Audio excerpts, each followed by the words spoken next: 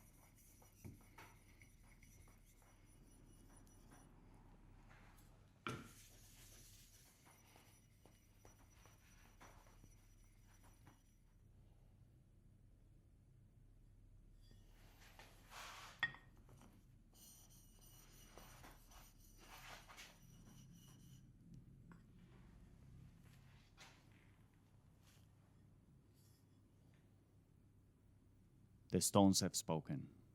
It is always a unique experience to discover how they react with one metal or another. I'm learning the process as I go, and I find it quite difficult to describe.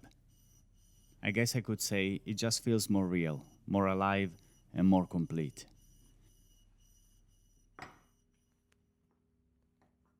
Now, let's work on the handle. I had this beautiful piece of Australian beefwood with a grain pattern that spoke to me of Wabi Sabi the moment I saw it, and I thought it would complement the patina on the steel incredibly well. I hope you can share my anticipation to see the end result.